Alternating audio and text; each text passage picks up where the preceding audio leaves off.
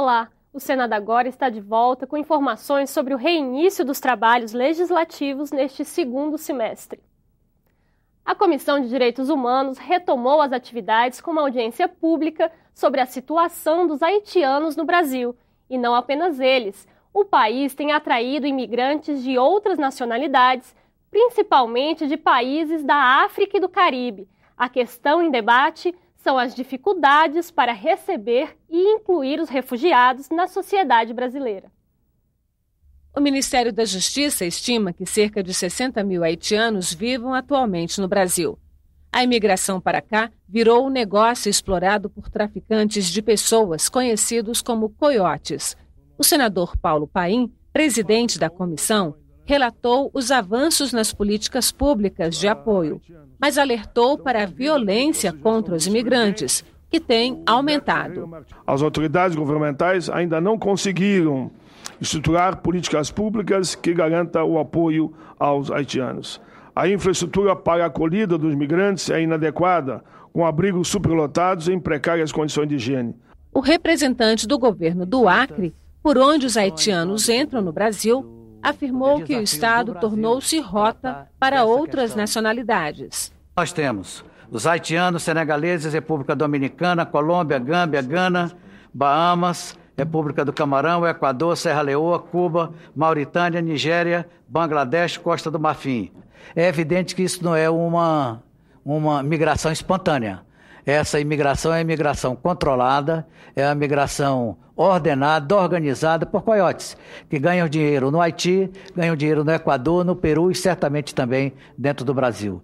O senador Jorge Viana, do Acre, relatou que o governo está negociando com os países vizinhos para tentar impedir a ação dos coiotes. Para ver se encontra uma maneira de nós fecharmos essa entrada que é perigosa, que é ilegal, que é injusta, porque explora o ser humano, não permitirmos que a exploração de 40 mil pessoas aconteça. Faça uma conta, ponha $2.000, $3.000 por cada um que passou e multiplique por 40 mil. 40 mil. Se alguém fizer essa conta rápida, vai chegar em algumas dezenas de milhões de dólares. Os representantes de instituições da sociedade civil organizada que compareceram à audiência pediram ao governo brasileiro para retirar as tropas do Exército que integram as forças da ONU no Haiti, a MINUSTAH, e utilize o dinheiro para melhorar o atendimento aos refugiados no Brasil. O Haiti ele vive uma situação de dependência e a MINUSTAH ela falhou em garantir, em buscar essa soberania do povo haitiano. Isso é uma coisa que fica muito evidente. Nesses últimos anos, mais de 15 mil militares foram ao Haiti. Eu me pergunto quantos técnicos foram enviados ao Haiti para buscar cooperação com o povo haitiano, para buscar o desenvolvimento do povo haitiano e buscar garantir sua soberania. Os haitianos querem a regularização de direitos para permanecer no Brasil e a inserção total na sociedade brasileira. O emprego meio de subsistência tem sido uma das maiores dificuldades pelos imigrantes haitianos. As empresas brasileiras não estão cumprindo a legislação trabalhista. Muitos são recrutados por empresas que não registram os trabalhadores haitianos, pagam salários diferenciados entre brasileiros e imigrantes haitianos. Na mesma função, não pagam os salários corretamente e, em alguns casos, não pagam os salários. Qual é a perspectiva para esses haitianos, essa mão de obra qualificada? Como que vai fazer para colocar essa mão de obra haitiana qualificada nos devidos empregos segundo a formação e a sua formação, a formação acadêmica, etc. O maior desafio, senhor presidente, daqui para frente é a construção de um marco regulatório novo, o PL de Migrações, que esse Senado aprovou e agora vai à Câmara, a formulação de uma política nacional de migrações, a estrutura do Estado para atender esse novo desafio de migração que se deu a partir de 2005, sobretudo, e mais do que isso, senhor presidente, a sensibilização da sociedade brasileira. O nível de ódio e intolerância que a sociedade brasileira tem demonstrado, parte dela, ainda pequena, é preocupante. Novo semestre, matérias nem tão novas assim. Os senadores retomaram as atividades parlamentares nesta segunda-feira, depois de 2 semanas de recesso. Temas econômicos e da reforma política permanecem na pauta. Os parlamentares devem continuar, em plenário, a análise de matérias sobre a reforma política, incluindo as que vão chegar da Câmara dos Deputados. Há o desafio do financiamento de campanha. A Câmara está concluindo a votação, não votou ainda a emenda constitucional. Nós vamos recepcionar e efetivamente tomar uma decisão com transparência sobre essa questão que é cobrado pela sociedade. Também há projetos na pauta para disciplinar o acesso dos partidos políticos ao rádio e à televisão, prever novas eleições em caso de cassação de candidato eleito em pleito majoritário e limitar a contratação de cabos eleitorais. É preciso encarar e fazer a reforma que o povo da rua está querendo, que as pessoas na rua realmente estão precisando. Uma reforma que oportunize a todos, né? Que aquele líder comunitário tenha uma oportunidade, que aquele líder sindical tenha uma oportunidade, que aquele empresário tenha uma oportunidade, que seja nivelado. Os temas que afetam a economia também estão entre os prioritários. O governo, depois de vetar um dispositivo que flexibilizava o fator previdenciário, enviou para o Congresso uma nova MP sobre o cálculo para a aposentadoria. A fórmula combina a idade do trabalhador com o tempo de contribuição. Diferente da proposta original, agora a soma desses fatores terá que aumentar ao longo dos anos. No caso das mulheres, começará com 85 até o final de 2016, mas chegará a 90 até 2022. Para os homens, a soma sai de 95 para 100 no mesmo período. Muitos parlamentares não concordam com a progressividade. Nós vamos também pautar aqui os vetos, para debater os vetos, para que os senadores e deputados tenham consciência de que nós temos que, de uma vez por todas, assegurar o fim do fator sem aquela escala progressiva, que depõe contra o interesse de quem vai se aposentar. O governo também pretende aprovar um projeto para repatriar dinheiro não declarado à Receita Federal, com a cobrança de multas. Com os recursos das penalidades, se compensariam estados pelas perdas com a unificação do ICMS.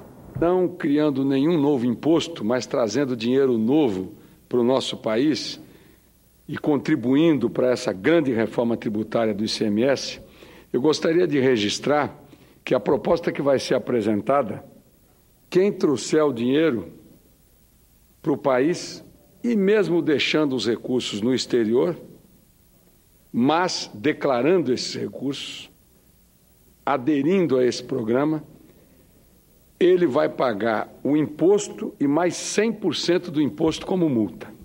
E segundo o ministro do Planejamento, outros tributos também podem mudar. O aperfeiçoamento do Super Simples, que já foi discutido, não foi adotado até esse momento porque nós não temos espaço fiscal para adotá-lo. Então, isso deve ser tema de discussão no segundo semestre para sua eventual adoção em 2016 ou 2017. O mesmo cabe para a reforma do PIS/COFINS.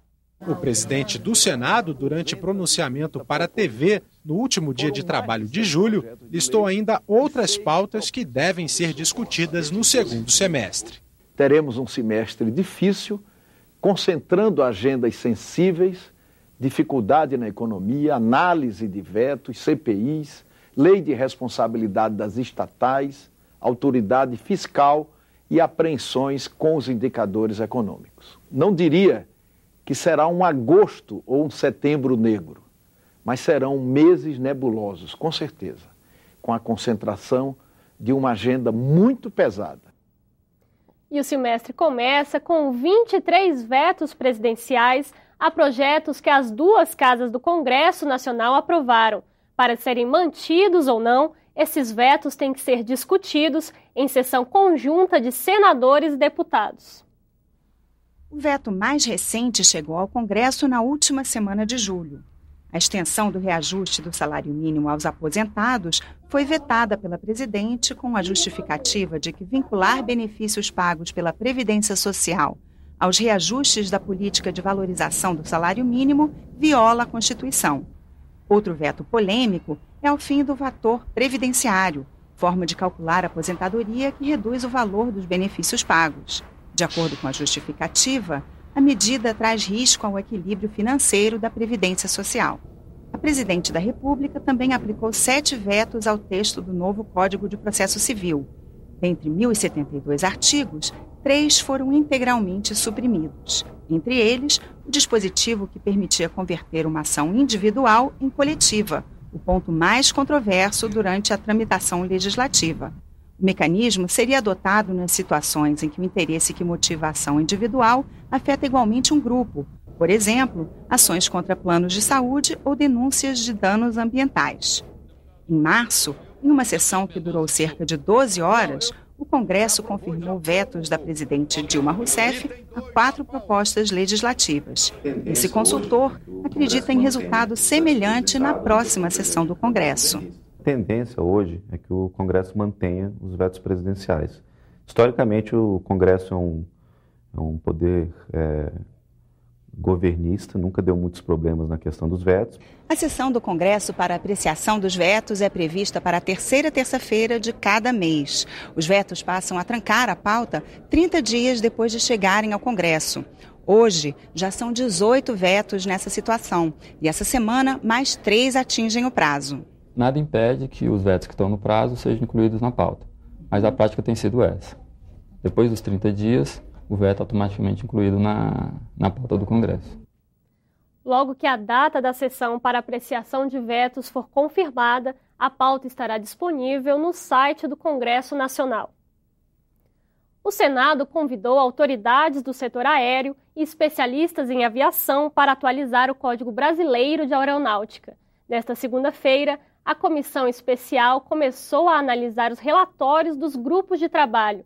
A lei em vigor é de 1986, anterior à Constituição, que dirá de novidades tecnológicas como os drones.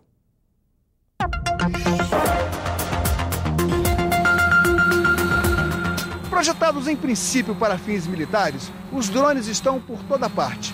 Fazem até entrega de produtos comprados na internet. Mas eles também já sobrevoaram prédios do governo francês e invadiram a Casa Branca. Diante dessa realidade, como fica o novo Código Brasileiro de Aeronáutica? Os drones, também chamados de VANTs, ou veículos aéreos não tripulados, devem ser incluídos no novo código, unificando regras e portarias dos diversos órgãos civis e militares.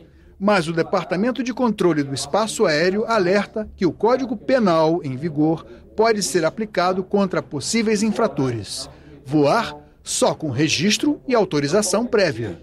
Quem quer fazer voo de drone sem colocar em risco a navegação aérea, ele precisa ter um certificado de aeronavegabilidade do drone dele, precisa ter a certificação do piloto e precisa pedir autorização para usar o espaço aéreo, até para que a gente possa fazer com que os pilotos das outras aeronaves evitem aquela área, ou então que a gente selecione uma área em que não vá colocar em risco o transporte de passageiro e todo o transporte aéreo nacional. O Conselho de Comunicação Social do Congresso se reuniu nesta segunda-feira e definiu os temas que devem dominar os debates durante os próximos 2 anos: projetos legislativos, tecnologia da informação, publicidade e propaganda, conteúdos em meios de comunicação e liberdade de expressão. Os conselheiros também aprovaram um calendário para discutir mudanças no regimento interno. A próxima reunião está marcada para o dia 14 de setembro. O Senado agora fica por aqui. Voltamos a qualquer momento com mais notícias.